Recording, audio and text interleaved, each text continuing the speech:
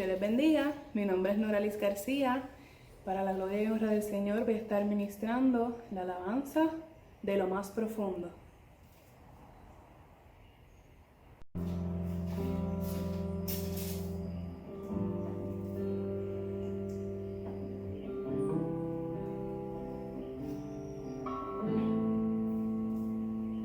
En el valle de sombra o en el pico más alto, tu amor nunca falla, no me vas a abandonar.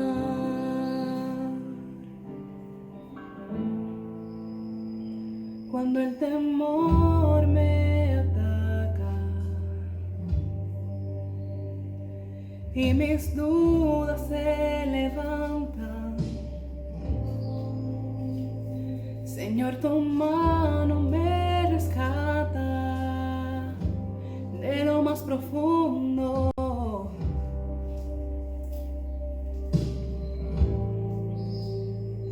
Eres el agua que quita mi sed, eres el fuego que enciende mi ser, eres la roca donde puedo descansar mis pies, mi refugio en la tempestad, mi anhelo es contigo estar. Eres mi Padre, me rescataste de la oscuridad.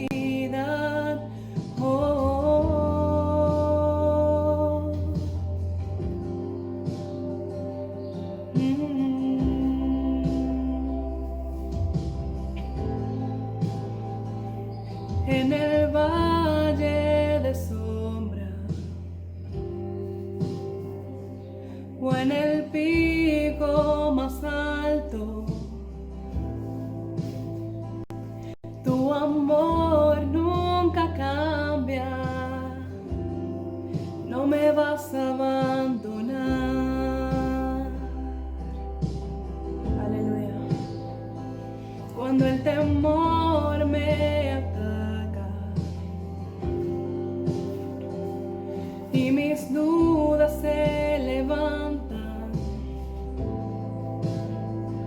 Señor, tu mano me rescata de lo más profundo.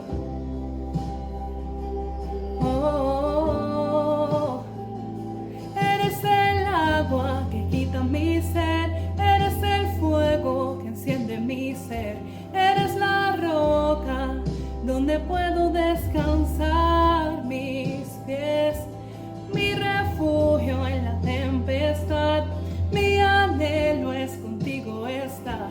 Eres mi Padre, me rescataste de la oscuridad, eres el agua que quita mi sed, eres el fuego que enciende mi ser, eres la roca donde puedo descansar mis pies, mi refugio en la tempestad, mi anhelo es contigo estar.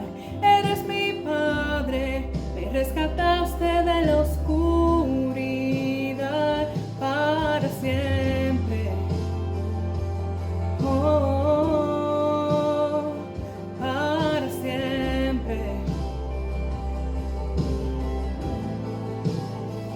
Para siempre. Para siempre. Aleluya, gloria a Dios. Poderoso Jesús, aleluya. Grande eres Jesús. Es eterno tu amor, es eterno tu amor, es eterno tu amor y nunca se va a acabar.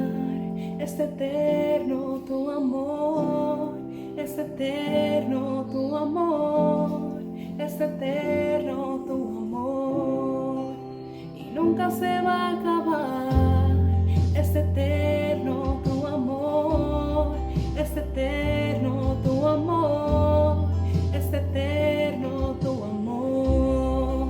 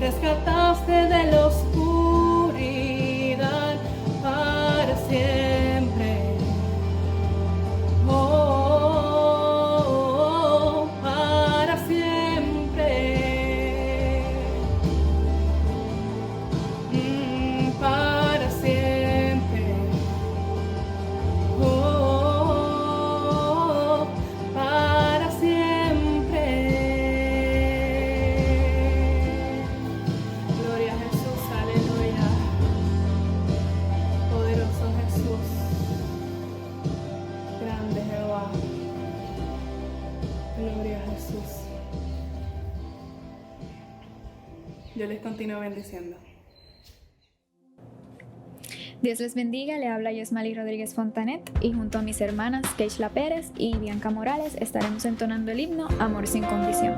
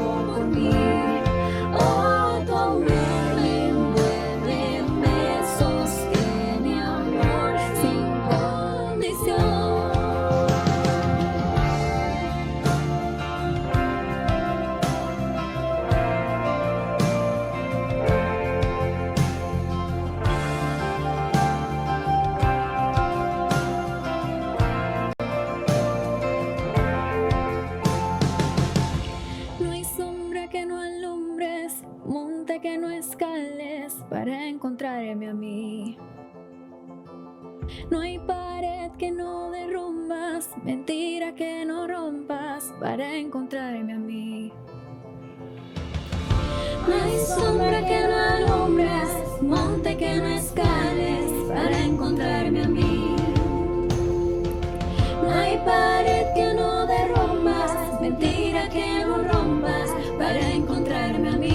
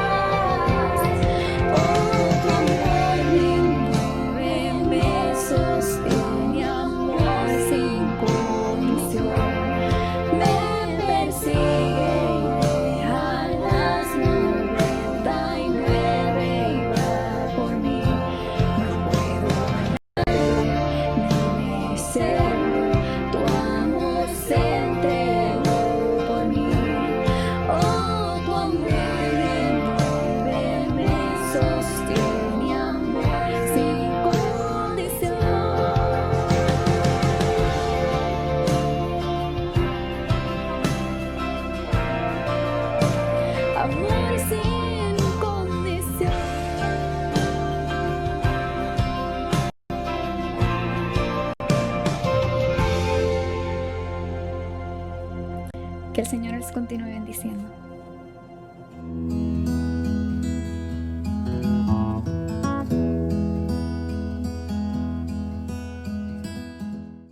Buenos días y Dios te bendiga. Agradezco tu atención y sintonía en esta ocasión para considerar la palabra de Dios, que es el guía nuestro y que es lo que nos permite a nosotros seguir adelante con los consejos que nos trae conforme al propósito de Dios. Te invito a considerar hoy el tema, el privilegio de llorar, fundamentado en los versos 5 y 6 del Salmo 126, que dicen así: los que sembraron con lágrimas, con regocijo segarán. Irá andando y llorando el que lleva la preciosa semilla, pero volverá a venir con regocijo trayendo sus gavillas. Desde esta perspectiva del salmista, nosotros vamos a considerar un concepto muy importante en la vida humana, que es el concepto de llorar. Llorar es una capacidad que Dios nos permitió a nosotros los seres humanos. Podemos llorar porque al hacerlo limpiamos nuestras emociones. Al llorar se desbordan las emociones y entonces nosotros recibimos alivio interno en nuestra condición personal. Por esa razón es importante entender el concepto y saber que es una capacidad que Dios nos dio al principio cuando nos creó, para que nosotros tengamos una opción para enfrentar la adversidad interna, los problemas interiores del ser humano, que son los que crean ansiedad y tensión, pues se logran aliviar cuando nosotros lloramos. Por eso es que es un concepto tan importante en la vida diaria nuestra. Y la Biblia establece claramente que el llorar hace falta y que llorar es una experiencia sumamente importante en la vida, tanto que la Biblia dice que el mismo Jesucristo lloró. Cuando Jesús estuvo en la tierra, en una de esas muchas intervenciones que hacía para atender las necesidades del ser humano, la Biblia dice que Jesús, en un momento dado, ante la condición de enfermedad y muerte de un gran amigo que se llamaba Lázaro, él, al pararse frente a la tumba, lloró. Y eso pues quizás no nos debe extrañar desde el punto de vista humano, porque cualquier persona en una situación similar posiblemente haga lo mismo. Pero tratándose de Jesús, el Hijo de Dios, que vino a este mundo con un propósito de atender las necesidades humanas, pues lo hace todavía más real, más importante, más visible para nosotros entender lo que significa. Porque Jesús, cuando escuchó de la enfermedad de su gran amigo Lázaro, pues entonces él, en vez de atender inmediatamente la situación como hubiera sido lo esperado, yo me imagino que las hermanas de Lázaro, Marta y María, que fueron quienes le enviaron la noticia de esta manera, ellos le mandan a decir: Maestro, el que tú amas está enfermo. Ante un reclamo como ese, lo lógico de pensar sería que Jesús hubiera dejado todo lo que estaba haciendo y saliera para ver a su amigo que estaba muy enfermo. Sin embargo, la Biblia nos dice que cuando él oyó la noticia, sabiendo él de qué se trataba, y él inclusive afirmándole a los discípulos que Lázaro estaba enfermo y que era importante ir, sin embargo, la Biblia dice que él decidió quedarse 2 días más donde estaba. Y eso pues como que no hace mucho sentido. Hoy nosotros, cuando nos avisan de una condición similar, nosotros pues inmediatamente salimos, ¿verdad? Y vamos a visitar al enfermo. Pero Jesús no lo hizo así, porque él dijo, cuando habló sobre esto, él dijo: lo que pasa es que esta enfermedad no es para muerte, sino para que el nombre de Dios sea glorificado. Sin embargo, Lázaro se murió. Aunque la enfermedad, dijo Jesús, que no era para muerte, sin embargo, Lázaro murió. Es como un contrasentido. Quizás una persona común diría: bueno, Jesús se equivocó. Jesús no sabía de lo que estaba hablando. Jesús dio una falsa esperanza, pero no es así. Él tenía un propósito. Recuerden que Dios sabe lo que hace y que Él está en control de todo. Por eso, después de esos 2 días, Jesús entonces le dice a los discípulos: vámonos, porque tenemos que ir a despertar a Lázaro. Y los discípulos no lo entendieron. Por eso cuando él tiene que decirles Lázaro murió, porque ellos le contestaron a él de acuerdo a lo que él les había dicho. Jesús le dijo, Lázaro está enfermo y duerme, vamos a despertarle. Sin embargo, cuando ellos le cuestionan al Señor, pero entonces déjalo que descanse, él dice, no, es que él murió. Y entonces salen. Cuando Jesús está llegando, Marta se entera, la hermana de Lázaro se entera de que Jesús está llegando y entonces sale a encontrarle fuera de la ciudad, de la aldea de Betania, donde ellos vivían. Y cuando ella llega, le reclama al Señor, le hace un reclamo, Señor, si tú hubieses estado aquí, Lázaro, mi hermano, no hubiera muerto. Jesús le habla como siendo quien es, ¿verdad? El Hijo de Dios. Jesús le dice, Marta, Marta, Lázaro resucitará. Y ella le dijo, Señor, eso yo sé que resucitará algún día, cuando suene la trompeta, cuando, ¿verdad? Estemos en el día postrero, allá en la resurrección de los muertos, en el día final, pues allí sabemos que todos vamos a resucitar. Jesús le dijo, no, Marta, si tú crees, pues la gloria de Dios se manifiesta. Si tú crees, hay manifestación poderosa de Dios. Y eso es algo que nos debe poner a pensar. Jesús le dijo una ocasión a otro hombre, para el que cree todo es posible. Y nosotros tenemos que aprender esa lección y tenemos que aprender de esa expresión de Jesús. Pero él le dijo claramente, tu hermano resucitará. Tu hermano va a volver a vivir. Y eso pues como que no se entendió claramente. Y luego Jesús tiene que decirle a María lo mismo, cuando ella viene también con el mismo reclamo. Señor, si tú hubieras estado aquí, yo estoy seguro que Lázaro no se hubiera muerto porque tú lo hubieras sanado. Ahora bien, pregunto yo, ¿no creemos nosotros, como Jesús le preguntó a Marta y a María, que aquel que podía sanar a Lázaro, ¿no creen ustedes que lo podía resucitar también? Y esas son las cosas que a veces como que no entendemos de los cristianos. Creemos unas cosas, pero otros no las creemos. Creemos que Dios tiene poder para sanar un dolor de cabeza, pero muchas veces no creemos que Él pueda sanar un cáncer. Y Dios puede hacer cualquier cosa. Cuando Dios está presente, hay que esperar lo increíble, hay que esperar lo improbable, hay que esperar lo imposible, porque Dios se especializa precisamente en lo imposible. Por eso es que vemos cómo Jesús, cuando finalmente logra que ellos entiendan que Él está dispuesto a hacer cualquier cosa y van a la tumba, Jesús todavía tiene que trabajar con la incredulidad de ellos, porque cuando Él le dice quiten la piedra, llegan al sepulcro, el Señor le dice quiten la piedra para entonces yo poder hacer mi trabajo. La gente todavía le dice, Marta le dice, Señor, acuérdate que se murió hace 4 días y ya apesta, ya hay hedor en esa tumba, mal olor, ¿cómo tú nos pides eso? Jesús le dice, Marta, ¿acaso no te he dicho yo que si creyeres verás la gloria de Dios? Y es entonces cuando deciden hacerlo, y al hacerlo Jesús entonces hace lo que tenía que hacer.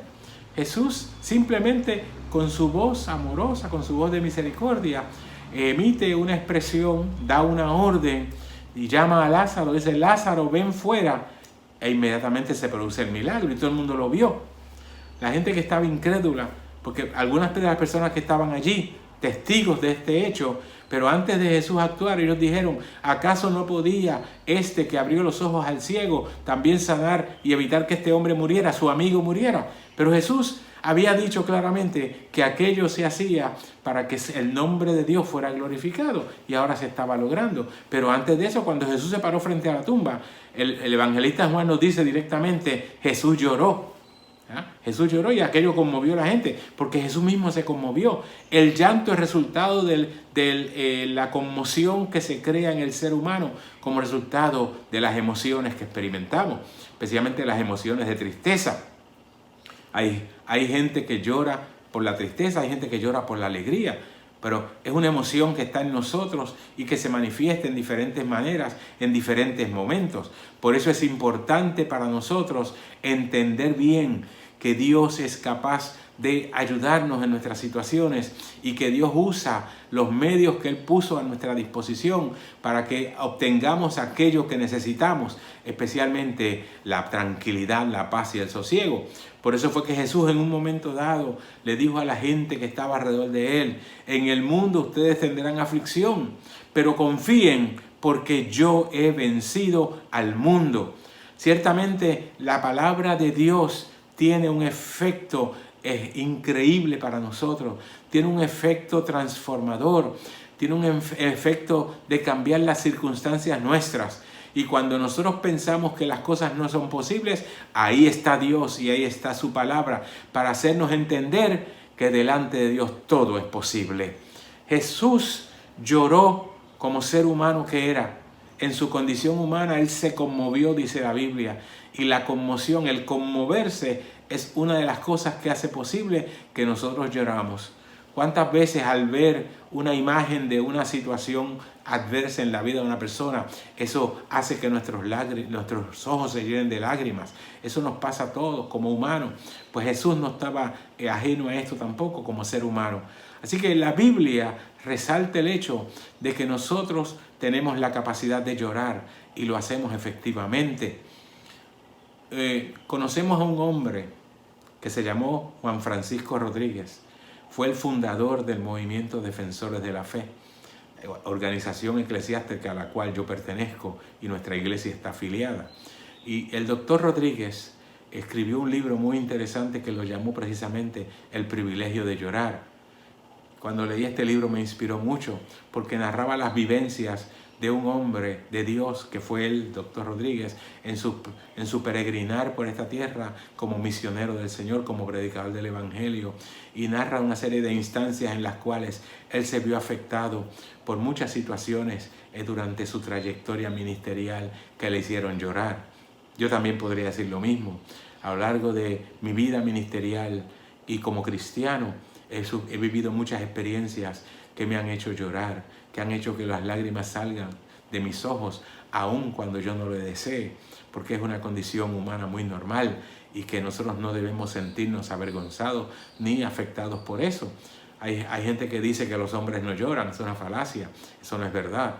Los hombres de verdad lloran porque nosotros tenemos emociones, nosotros participamos de la realidad humana que nos permite participar de experiencias de tristeza, de dolor, también de alegría. Y por cualquiera de esas cosas nosotros lloramos. Y la Biblia sigue reseñando eventos de personas, en la vida de personas que en un momento dado de su existencia tuvieron que llorar. La Biblia nos habla del profeta Jeremías. Y a Jeremías se le consideraba el profeta llorón. En el ámbito teológico se le considera así, el profeta llorón, porque sus escritos no son otra cosa sino lamentos. Son expresiones de dolor, de cierto sufrimiento, cierto conflicto. Jeremías experimentó muchos conflictos internos porque por llevar a cabo la obra de Dios, por hacer lo que Dios le mandó a hacer en el llamado profético que le dio, él tuvo que enfrentar muchas situaciones adversas. Ustedes saben que Jeremías fue llamado por Dios especialmente para profetizar un evento histórico muy importante en la historia del pueblo de Israel. Fue el evento del cautiverio babilónico. Jeremías profetizó los 70 años de cautividad que Israel vivió en Babilonia, donde fueron llevados como esclavos y estuvieron allá durante todo ese periodo de tiempo, un periodo grandísimo, 70 años es mucho tiempo, ¿verdad? Y cuando él empezó a profetizar de parte de Dios esta experiencia y le dijo al pueblo judío que no hicieran resistencia cuando llegaran los babilonios, a él lo consideraron como un traidor y lo persiguieron, lo hostigaron, a él lo castigaron, lo encerraron, lo tiraron en una cisterna en el patio de la cárcel para que se muriera, para que se ahogara, pero la cisterna estaba seca, pero estuvo allí un buen tiempo pasando esa experiencia amarga. Por eso es que los escritos de Jeremías presentan una serie de lamentos, de quejas que él hace en virtud de esas experiencias que vivió. De hecho, él escribió un libro que se llama Las Lamentaciones de Jeremías, que recogen parte de esta experiencia. pero a través de las cuales Él también nos orienta con respecto a esta emoción que es el llorar y que nos permite a nosotros entender el propósito de Dios. Pero la Biblia, como digo, reseña varios hechos, varios eventos de personas que durante su historia tuvieron que llorar, algunos con amargura. Presenta el caso, por ejemplo, de una mujer que se llamaba Ana y que ella tenía una condición en su ser que no le permitía tener hijos. La Biblia dice que Ana era estéril. Y Ana, en medio de esa condición de esterilidad, ella estaba casada con un hombre que se llamaba Elcana. Y ella, cuando ellos iban al templo todos los años, que los judíos tenían que emigrar de donde estuvieran para ir a Jerusalén, para adorar a Dios y celebrar las fiestas, pues cada vez que ella iba a Jerusalén, ella se metía al templo a llorar. Y se iba al altar, se iba delante de Dios y allí se humillaba y empezaba a llorar delante de Dios. Tanto que en una ocasión el sacerdote Elí, dice la Biblia, que la vio llorando delante de Dios y pensó otra cosa. Porque normalmente la gente cuando ve desbordarse las emociones de la gente, de las personas, especialmente cuando están delante de Dios, hay gente que malinterpreta lo que está pasando. Y sin embargo, cuando aquel hombre se acerca a la mujer creyendo que ella estaba borracha y la exhorta a que se organice bien en su vida y que salga de las borracheras, etc. Y él dice, no, mi Señor, yo no estoy borracha, es que sencillamente yo tengo una congoja en mi corazón, yo tengo un pesar, yo tengo una tristeza porque no he podido tener hijos. Pero yo le estoy prometiendo a Dios aquí en este altar. Y ella le prometió a Dios que si Dios le daba un hijo para salvar su afrenta, porque en aquella época, contrario a lo que acontece hoy, en aquella época cuando una mujer no podía tener hijos, aquello era considerado como castigo divino, era una afrenta, era una vergüenza para la familia completa. Y Ana no podía soportar aquella situación, le dolía demasiado porque anhelaba tener hijos. Y eso es una condición que nosotros tenemos que aprender a evaluar bien y a ver, porque en este tiempo a veces nosotros vemos lo contrario. Hay mujeres que no quisieran tener hijos, hay mujeres que se lamentan, se quejan, inclusive llevan a cabo actos indignos cuando descubren que van a ser madres. Y eso es una condición realmente muy lamentable en el ámbito humano, pero ocurre. Ana no. Ana quería con ansias tener un hijo y le ofreció a Dios y le dijo, si tú me das un hijo, yo lo voy a dedicar para ti. Miren qué clase de promesa hace esta mujer. Y ¿saben qué? Dios, dice la Biblia, oyó el clamor de esta mujer, porque ella iba delante de Dios con llanto. Y Dios mira tus lágrimas. Yo quiero que tú entiendas eso. Llorar no es malo. Llorar es una condición muy natural en el ser humano. Por eso cuando a veces nosotros nos enfrentamos a situaciones y vemos personas que empiezan a llorar, hay algunos que le dicen, no llores, eso no se debe hacer. Normalmente yo nunca le he dicho a una persona que está llorando que no lo haga. Yo lo que le digo es, hazlo, pero con calma. Entiende que es importante llorar, es bueno llorar, debes hacerlo, porque cuando tú lloras se desbordan tus emociones y hay limpieza interior en tu vida. Eso es importante, uno de los elementos más importantes en la vida de un ser humano.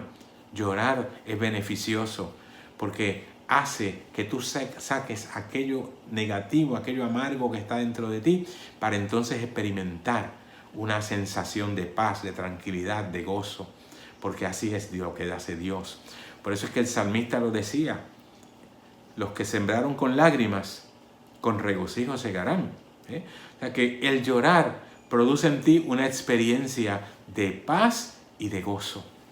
Dos condiciones, dos sensaciones en la vida que son sumamente importantes para que nosotros podamos ser felices. La felicidad se manifiesta en la paz y el gozo que hay en nuestros corazones y que podemos experimentarlo constantemente. Cuando tú tienes paz en tu corazón, tú te sientes feliz. Cuando tú tienes gozo en tu corazón, tú te desbordas de alegría. El gozo es una de las expresiones más importantes y más bonitas en la vida, porque tú lo expresas con todo tu cuerpo, tú te sonríes, tus ojos brillan. La experiencia que estás teniendo en ese momento es una experiencia hermosa para ti. Por eso es importante llorar, porque detrás del llanto viene el gozo. Detrás del llanto viene la alegría, viene la paz, la tranquilidad, viene el sosiego. Dios te hizo con esa capacidad y es importante que tú lo entiendas y lo pongas en práctica. Por eso no te avergüences de llorar. Eso de que los hombres no lloran, eso es falso. Eso lo dijo alguien prejuiciado, alguien que no entiende el acontecer humano. Por eso Ana experimentó la bendición de Dios después de llorar. Experimentó la respuesta de Dios. Y ella, obviamente, después que Dios la bendijo con aquel hijo que se llamó Samuel, ella cumplió su palabra, porque es importante que si tú vas delante de Dios y haces un compromiso con Él, y Dios seca tus lágrimas, y Dios contesta tu llanto, y Dios te trae gozo, alegría y satisfacción, es importante que tú cumplas con Dios. Hay gente que le hace un montón de promesas a Dios, pero después que Dios hace lo que ellos le piden, entonces se olvidan de Dios y hacen exactamente lo contrario o hacen cualquier otra cosa. Es importante que tú cumplas con Dios. Es importante que tú hagas lo que te comprometiste a hacer cuando le pediste a Dios con llanto. Si tú vas con lágrimas delante de Dios, Dios tiene misericordia de ti. Dios usa su misericordia y te contesta, te responde en armonía con lo que tú estás necesitando o pidiendo. Pero es importante que tú cumplas con Dios. Si tú hiciste un compromiso con Él, el Salomón decía en el libro de Eclesiastés, cuando Dios hace promesa, no tardes en cumplirla.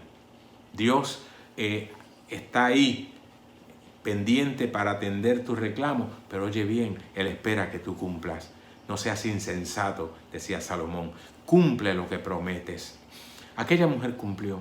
Por eso el llanto que ella emitió delante de Dios, las lágrimas que salieron de sus ojos, con aquella amargura que había en su corazón en aquel tiempo, por esa imposibilidad de ver realizado su deseo de ser madre, Dios le cumplió, Dios la honró, Dios la bendijo, porque ella se puso en las manos de Dios y lloró delante de Dios. Por eso es importante estar listos para llorar delante de Dios. El que lo hace participa de la bendición, de la gracia, de la gloria de Dios. Es importante estar listos para seguir cumpliendo delante de Dios el objetivo de nuestra vida. Y parte de ese objetivo es llorar. Por eso es que el salmista decía, los que sembraron con lágrimas, con regocijo segarán. Porque obviamente el trabajo de sembrar es un trabajo arduo, es un trabajo pesado, es un trabajo agotador. Es un trabajo que hay que hacerlo con alegría, pero también entendiendo que hay momentos de lloro. Mira, a veces el que siembra tiene que sudar mucho y hacer un trabajo grande, especialmente en la antigüedad. Hoy pues, la agricultura se lleva a cabo un poco más fácil, hay maquinaria, hay equipo, pero en aquel tiempo todo era a mano y había que sembrar la tierra, y antes de sembrar la semilla había que preparar el terreno, había que cortarlo, había que ararlo, había que prepararlo para que pudiera recibir la semilla. Y muchas veces después que se pasaba tanto trabajo cortando el terreno y preparándolo para tirar la semilla, cuando se tiraba la semilla, entonces se dependía de otras cosas. Por ejemplo, en la parábola del sembrador se nos explica que a veces hay situaciones, por ejemplo, como que a veces vienen los pájaros, las aves de los cielos, y a ellos les encanta comer semillas. Y ellos venían y se comían la semilla después que se tiraba en la tierra, especialmente la que no caía posiblemente en el mejor terreno, la que daba junto al camino, pues ellos venían y se la comían. Y esa semilla se perdía, se aprovechaba, ¿verdad? Porque las aves se la comían y se alimentaban. Pero también el propósito de la semilla era producir una planta para entonces tener un fruto que fuera beneficioso para alimentar a la población. Y entonces llegaban las aves del cielo y se comían las semillas. Esa era una de las cosas que tenía que sufrir el agricultor.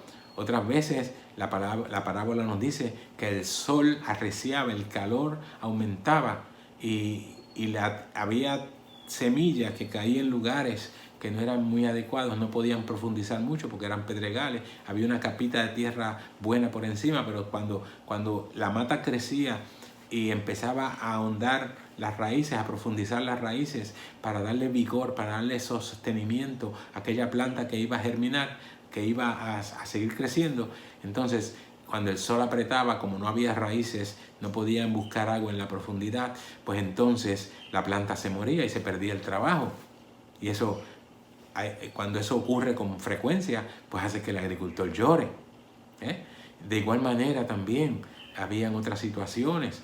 Por ejemplo, cuando la semilla caía en terrenos donde había abrojos y espinos, pues los espinos ahogaban la plantita cuando crecía porque la planta comenzaba a crecer, pero también entonces la planta se ahogaba y no podía producir nada.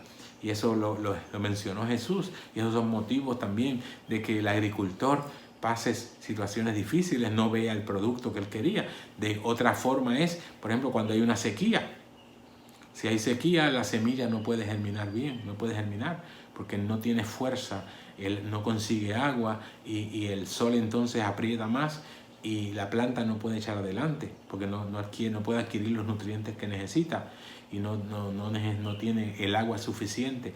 Así que todas estas cosas hacen que el agricultor, cuando siembra, pues padezca situaciones que inicialmente cuando él empieza con mucha alegría, pero cuando empieza a caminar, cuando empieza a producir los surcos, cuando empieza a sembrar, cuando empieza a ver el proceso de desarrollo de las plantas una vez que empiezan a germinar, entonces es que empieza a ver los problemas que surgen y empieza el agricultor a veces hasta a llorar. Hay quienes pierden la cosecha completa en una sequía o en otra situación, ¿verdad? Cuando llegaban las langostas, por ejemplo, después que ya estaba la cosecha o después que ya estaba germinada la planta, que estaban creciendo las plantas y que estaban a punto de producir, entonces a veces llegaba una plaga de langostas y las langostas lo que hacen es comerse todo lo verde que hay y llegan por millones, es una nube la que llega y arrasa con todo lo verde que hay.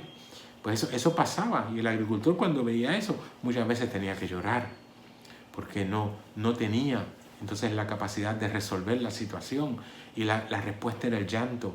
Pero el llanto le ayudaba porque limpiaba sus emociones y se preparaba entonces para seguir adelante, para comenzar de nuevo, porque a veces hay que comenzar de nuevo. El llanto muchas veces nos ayuda a entender que tenemos que comenzar de nuevo, porque después que lloramos, que nuestras emociones se han salido a flote, pues entonces nosotros podemos analizar con claridad, podemos evaluar la situación y decir, bueno, perdí en esta ocasión, pero voy a empezar de nuevo. Tengo la fuerza todavía para comenzar de nuevo. Y eso es producto del llanto muchas veces.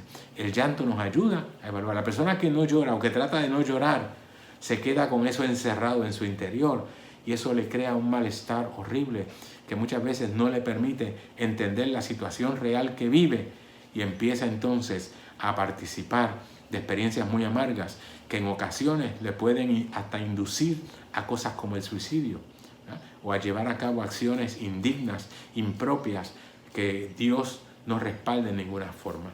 Así que es importante para nosotros entender lo que significa llorar. El llanto, en la Biblia, como digo, presenta muchas situaciones. Por ejemplo, hubo un caso de un hombre muy cercano a Jesucristo, muy allegado a Jesús, se llamaba Pedro. El apóstol Pedro, que era uno de los principales ayudantes de Jesucristo. Pedro fue el líder indiscutible de los 12. La gente, los discípulos lo reconocían como líder, aunque era un hombre con una preparación intelectual baja. Era un hombre que quizás no tenía muchos recursos intelectuales, pero sin embargo era un hombre con liderato. Y el liderazgo es una de las cosas más importantes en la vida cuando tratamos con grupos. Los grupos necesitan líderes comprometidos, líderes con sabiduría, líderes con capacidad para enfrentar situaciones. Pedro siempre se distinguió porque estaba al tanto siempre de lo que acontecía. Y cada vez que Jesús motivaba a los discípulos o les hacía preguntas o los llevaba en una dirección específica, Pedro siempre salía y brillaba al frente. ¿Ustedes recuerdan cuando Jesús hizo la pregunta aquella famosa, ¿quién dicen los hombres que es el Hijo del Hombre? Jesús quería saber la opinión de la gente y le pregunta a los discípulos, porque ellos eran los que estaban entre la gente. Y ellos le dicen, bueno, algunos dicen que tú eres una reencarnación de de Elías o de Jeremías o alguno de los profetas, ¿verdad? Otros dicen, pues, que tú eres una reencarnación de Juan el Bautista. La gente todavía cree en la reencarnación. Y entonces el Señor dice, pero, ok, eso es lo que dice la gente. Pero, ¿cuál es la opinión de ustedes? ¿Quién dicen ustedes que soy yo? Y ahí Pedro saltó. Pedro, con su actitud siempre, ¿verdad?, de salir adelante, Pedro saltó al frente y dice, tú eres el Cristo, el Hijo del Dios viviente. Antes que nadie más pudiera decir algo, antes que nadie pudiera traer opiniones, Pedro trajo una aseveración muy importante. Pedro dice, tú eres el Cristo, el Hijo del Dios viviente. Y ahí es que Jesucristo le contesta y le dice, tú eres bienaventurado Simón, hijo de Jonás, porque lo que tú has dicho no te lo reveló carne ni sangre, sino mi Padre que está en los cielos. Jesús trabajó con Pedro desde esa perspectiva. Y en muchas instancias podemos verlo, como Pedro salía al frente, tenía un liderazgo, era un hombre con unas capacidades, ¿verdad?, para trabajar dentro del grupo. Jesús lo sabía. Pero fíjense que en esta ocasión, cuando Pedro dice esto, Jesús le dice, tú fuiste usado por Dios. Sin embargo, unos momentos después, la Biblia dice que Jesús estaba hablando sobre lo que le correspondía a él padecer. Recuerden que Jesús vino con el propósito de restablecer el contacto entre Dios y el hombre, y eso fue posible a través de su sacrificio en la cruz. Jesús le está explicando a los discípulos, le está anticipando a ellos lo que va a acontecer, cómo dentro de poco tiempo Él va a ser arrestado, Él va a ser martirizado y va a ser crucificado. Cuando Pedro oyó eso, Pedro saltó nuevamente y le dice, Señor, por favor, en ninguna manera te acontezca eso, no digas eso. Eso no es muy bueno que tú lo digas, eso no es para ti. Y fíjense, el mismo Jesús que le había dicho a Pedro unos momentos antes, tú has sido usado por Dios. Ahora le dice, cuando Pedro trae esa expresión, Jesús le dice, apártate de mí, Satanás. ¿Qué es lo que le está diciendo? Ahora tú fuiste usado por Satanás, permitiste que el diablo influyera en ti para dar esa expresión, para hacer esa aseveración. Porque tú no sabes lo que estás diciendo. Yo sé lo que estoy diciendo. Lo que yo estoy diciendo es lo correcto. Tú me estás increpando porque tú crees que yo estoy diciendo algo impropio. No, yo sé lo que estoy diciendo. Y tú permitiste que Satanás se aprovechara de tu condición humana. Y eso pasa muchas veces en el mundo. Hay gente que no se da cuenta que están siendo usados por Satanás en ciertos momentos al expresar o hacer ciertas cosas. Por eso que tenemos que cuidarnos, porque la Biblia dice, el mismo Pedro que a quien Jesús le dijo esto, Pedro dijo después, cuando escribió una de sus cartas, él decía, sed sobrios y velad, estén pendientes y en vela, dice, porque vuestro adversario, el diablo, él lo presentó claramente, vuestro adversario, el diablo, como un león rugiente, anda alrededor buscando a quien devorar. Fíjense cómo el mismo Pedro aprendió la lección, porque esto lo dice él años después de que Jesús le dijo esto, pero aquello le sirvió. Pues este Pedro, que era líder entre el grupo de los 12, una de las 3 personas con quienes Jesús siempre estaba. A veces Jesús no podía estar con todos los discípulos, pero en ciertas ocasiones especiales, él escogía 3 de sus discípulos. Siempre escogió los mismos 3. Eran Pedro, Juan y Jacobo. Pedro obviamente era uno de ellos, de esos 3, que siempre estaban con Jesucristo en misiones especiales. Pero en un momento dado, cuando Jesús sabe ya que llega el momento que Él va a ser crucificado, estando ellos en el huerto de Getsemaní, en el jardín de los olivos, Él sabe que lo van a arrestar. Ya Jesús sabe que lo van a arrestar pronto. Pero Él sale con sus discípulos después de cenar con ellos y se va a este huerto de los olivos. Y allí Jesús empieza a afligirse y entre otras cosas le dice: Pedro, Satanás te ha pedido para zarandearte. Satanás quiere trabajar contigo. Satanás quiere afectarte adversamente en esta noche. Pero yo quiero decirte que yo he orado para que tu fe no falte. Que aunque pases esa experiencia amarga, aunque veas tu vida siendo zarandeada, zarandear es mover, agitar, siendo zarandeado por Satanás, yo he orado ya para que tu fe no falte. Oye, qué cosa más linda, ¿verdad? Saber que Jesucristo ora por nosotros. De hecho, una de las cosas que más me emociona a mí, que más me satisface, que más gozo me da, es saber que Jesucristo oró personalmente por mí. Cuando Él estuvo en la tierra, aunque yo ni siquiera estaba en la mente de mis padres, Jesús oró por mí. Porque cuando Él estuvo orando por la humanidad, por sus discípulos, cuando Él dijo: Padre, yo no te ruego solamente por estos que tú me has dado, hablando de sus discípulos. Él dijo: yo te ruego también por aquellos que han de creer en mí por la palabra de ellos. Y ahí estoy yo. Yo creí porque alguien me predicó el Evangelio y yo entendí que era necesario confesar a Cristo como Salvador. Así que Jesucristo oró por mí y eso a mí me produce satisfacción. Pues Jesús en esa ocasión, cuando estaba con los discípulos, después de decirle a Pedro eso, Él le dice además: Pedro, mira, yo quiero decirte que esta misma noche, antes que el gallo cante, tú vas a negar 3 veces que me conoces. ¿Sabes lo que hizo Pedro? En uno de esos arranques, uno de esos arrebatos que él tenía, así, sin pensar, él dijo: Señor, no, yo no. Cualquiera de estos que está aquí te va a negar, pero yo no. Pedro expresó un sentido de autoconfianza, pero exagerada. Pedro no analizó lo que estaba diciendo.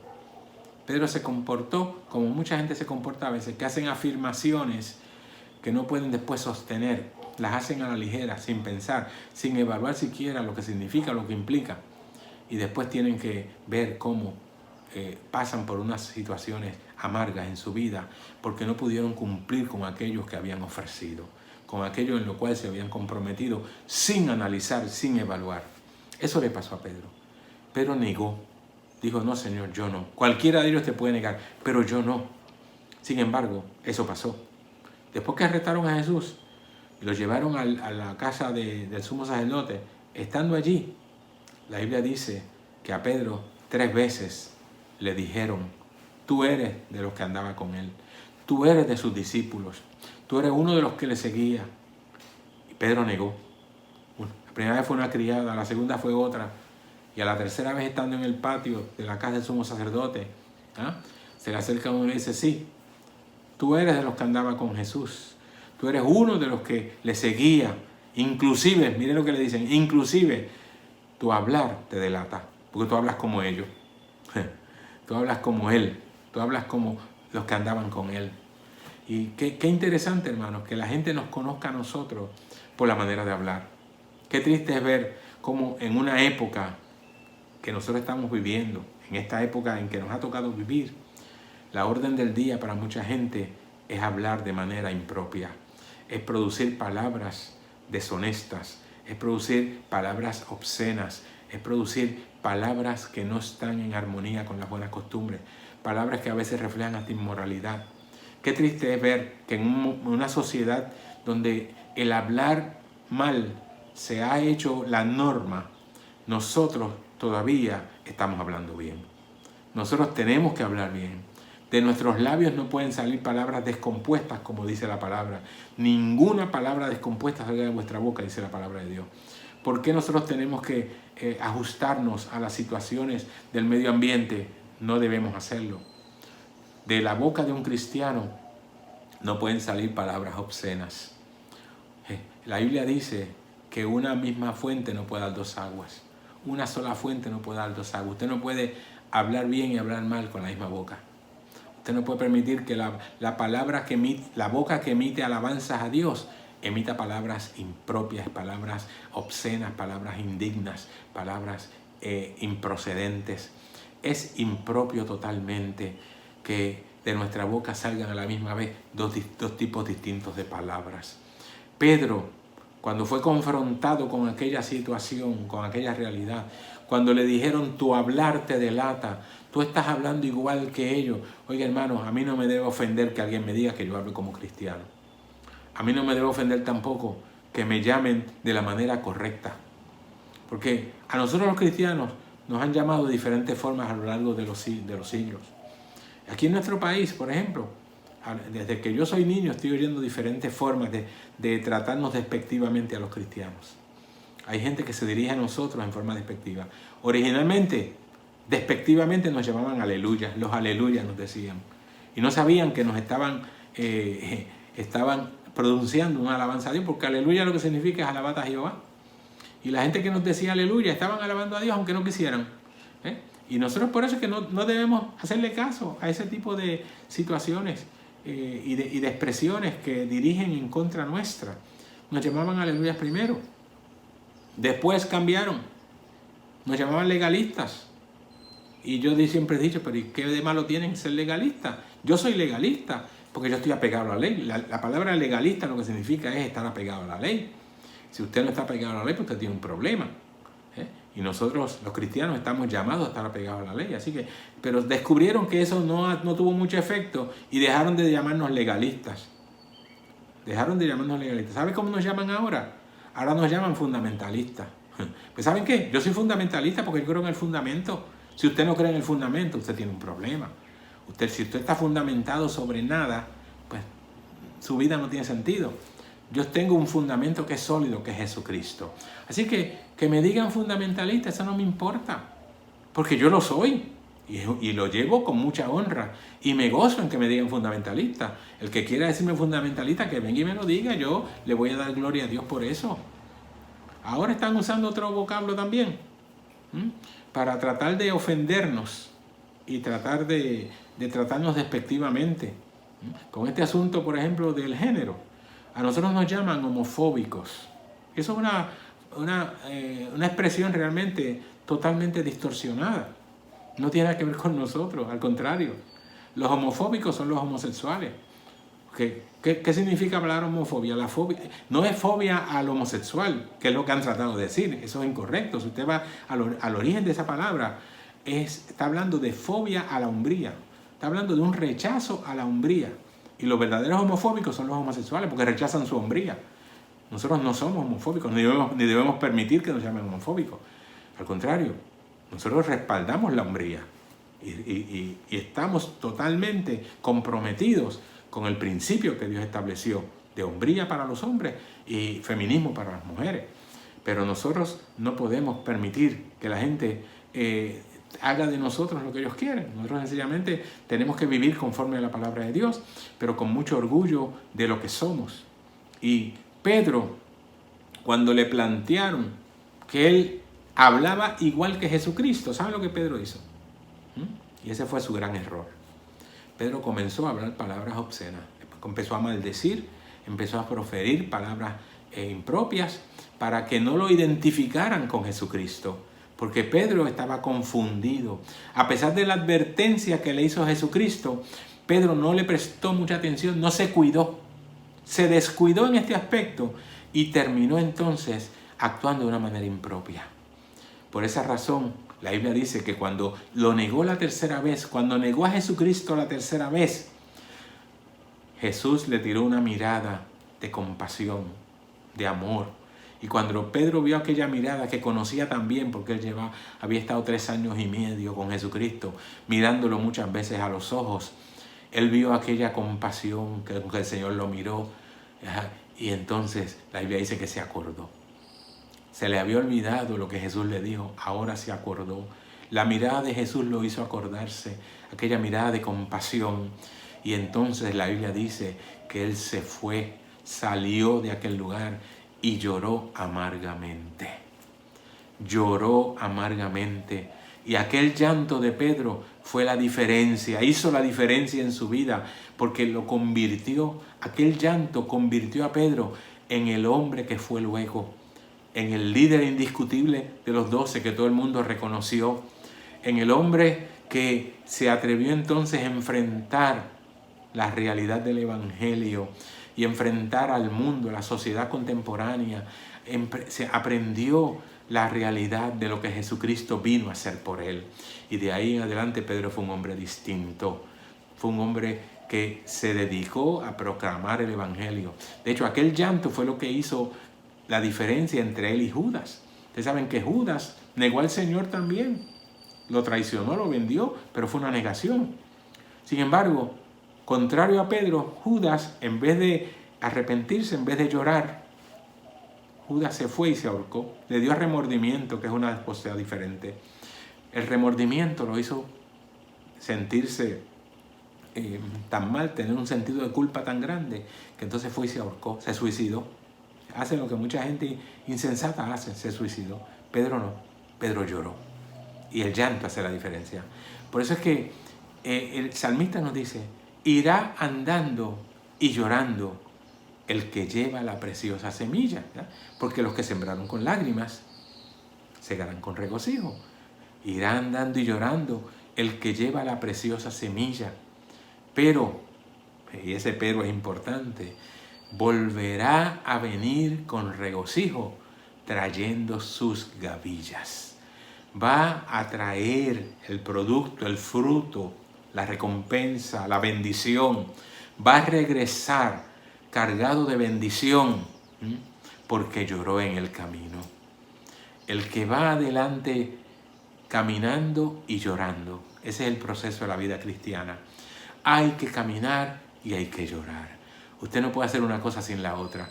El que no ha llorado en su vida cristiana, en su vida ministerial, no sabe lo que es el Evangelio. Porque siempre hay situaciones que van a producir llanto en nosotros. Siempre hay situaciones que van a producir un estado de tristeza en muchas ocasiones que va a hacer que salga el llanto de nuestros ojos. Esa es una de las experiencias más importantes en la vida. Yo he tenido que llorar muchas veces ante diferentes situaciones, ante diferentes circunstancias, ante diferentes opciones. He tenido que llorar desde los comienzos de mi ministerio y aún desde antes. Como cristiano he tenido que hacerlo, pero como ministro todavía mucho más. La primera experiencia amarga que me hizo llorar muy fuerte fue cuando comencé el trabajo pastoral. Hacían apenas 6 meses que yo había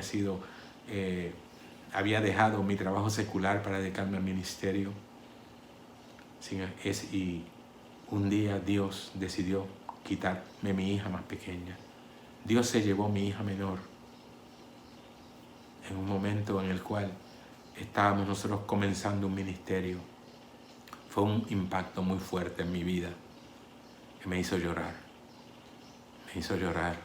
Por más fuerte que uno sea, hermano y amigo, ante la pérdida de un hijo, uno tiene que llorar, porque es una experiencia muy amarga en la vida humana.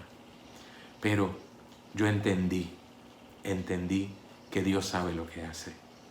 Y esa fue mi expresión para Dios. Tú sabes lo que haces.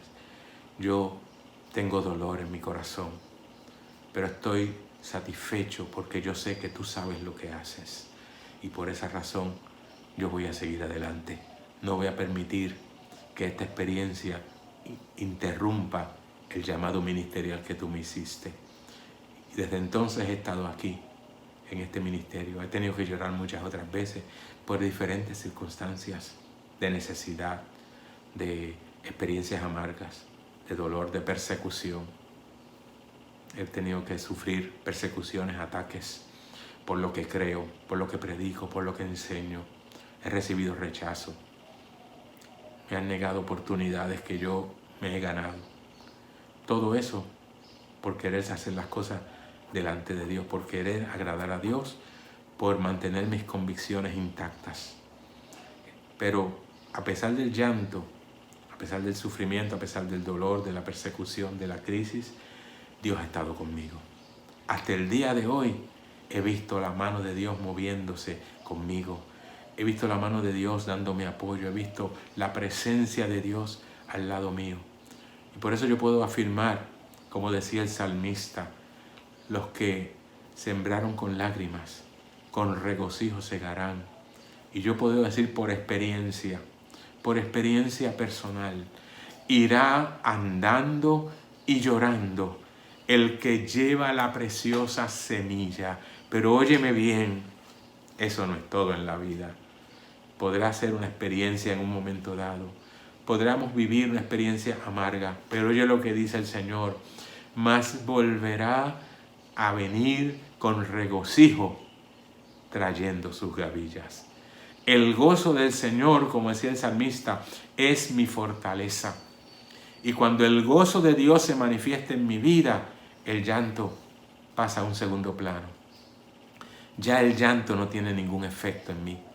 Ya no tengo ningún lamento, ya no tengo ninguna condición extraña que haga que yo me sienta afectado. Ya no hay nada que pueda interrumpir la paz en mi vida.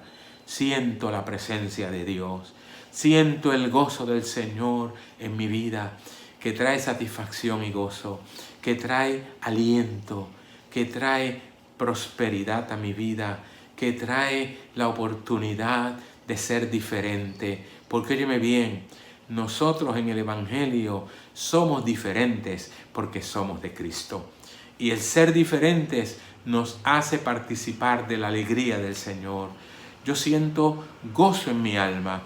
Ese coro que es internacional y que tiene tantos años y que siempre está presente en nuestras vidas y que todavía tiene vigencia, un coro que todavía se canta. Hay expresiones musicales que vienen y van. Unas tienen un momento, tienen su época y después desaparecen. Pero ese coro, yo siento gozo en mi alma y es como ríos de agua viva. Ese coro nunca ha pasado de moda. Ese coro siempre ha estado presente en medio de la iglesia, especialmente la iglesia pentecostal. Y nos sentimos orgullosos, y nos sentimos gozosos, y nos sentimos felices de poder cantar a Dios de esta manera. Yo siento gozo en mi alma. Y es como ríos de agua viva, como dijo Jesús, porque Jesús lo afirmó así. El que cree en mí, como dice la Escritura, de su interior correrán ríos de agua viva. Y Juan, el que escribió estas palabras, explicando esa expresión en ese mismo capítulo, dice: y esto habló Jesús sobre el Espíritu Santo que habrían de recibir los que creyesen en Él. Así que si tú has creído en Jesucristo como Hijo de Dios, puedes experimentar lo mismo que yo. Yo creí en Jesucristo, he creído en Él y me mantengo creyendo en Él. Y por eso yo experimento esas corrientes. Cuando el Espíritu de Dios llega a mi vida, es como ríos de agua viva. Yo siento esa alegría, esa satisfacción.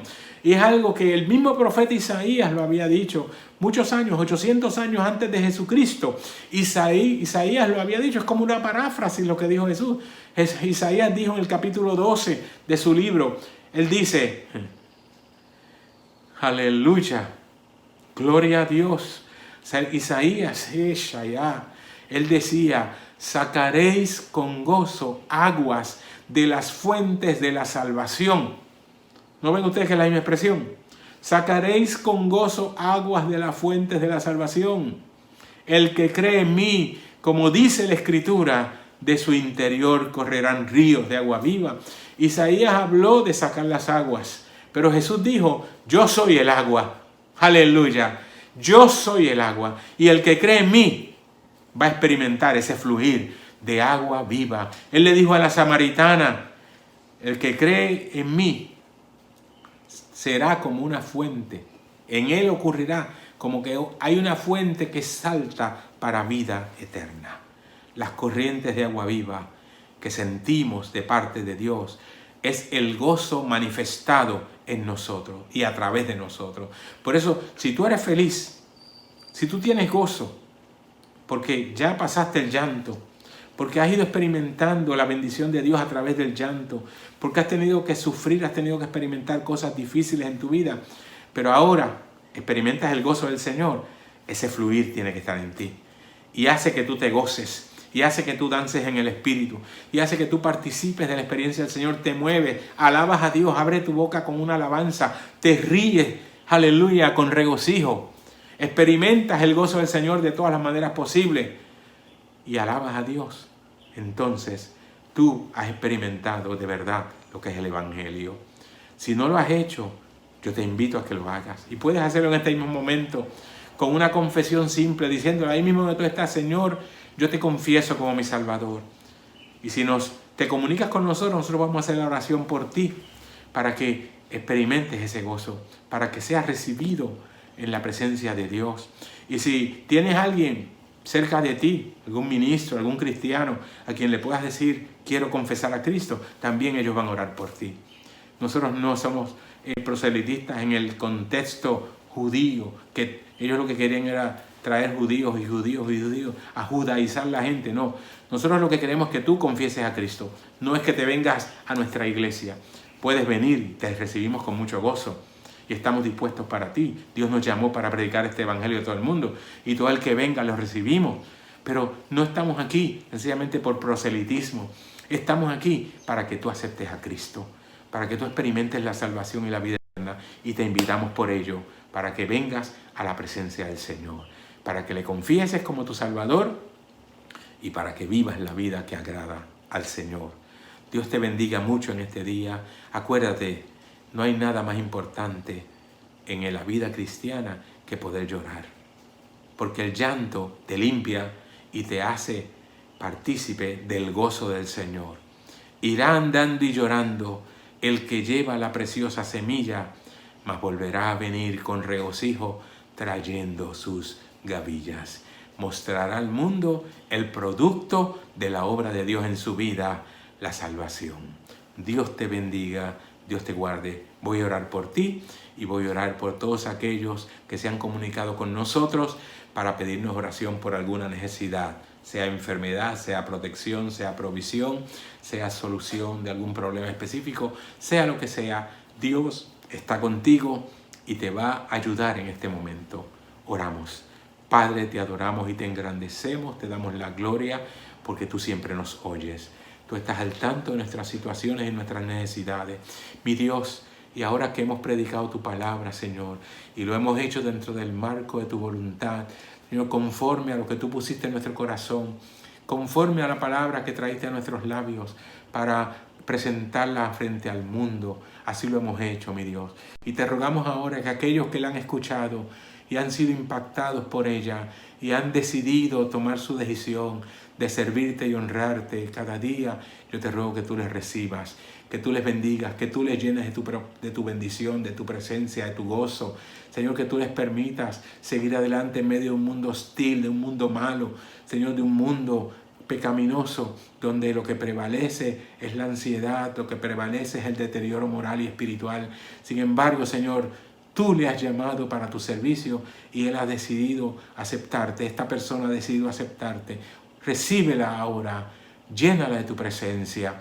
Aquellos que están enfermos, sánales. Pon tu mano poderosa sobre ellos. Señor, los que tienen necesidad de alguna otra situación, necesitan provisión en sus vidas, Señor, necesitan protección tuya, necesitan el cuidado, Señor, que tú les puedes dar. Atiéndelos en su necesidad, sea la que sea, Padre mío, y resuélvela para la gloria de tu nombre, para edificación de sus vidas. Lo doy por hecho así, mi Dios, en el nombre poderoso de Jesús. Amén, amén. Dios te bendiga. Te bendiga, te damos las gracias por sintonizarnos y queremos recordarte que continuamos con nuestras transmisiones todos los martes y jueves a las 7 de la noche, los domingos a las 9 de la mañana. Te esperamos siempre para que recibas una bendición fresca y palabra de Dios para tu vida. Recuerda que cuentas con nosotros en la cuarentena porque somos personas comunes, somos tu comunidad, somos tu familia, somos una iglesia para ti.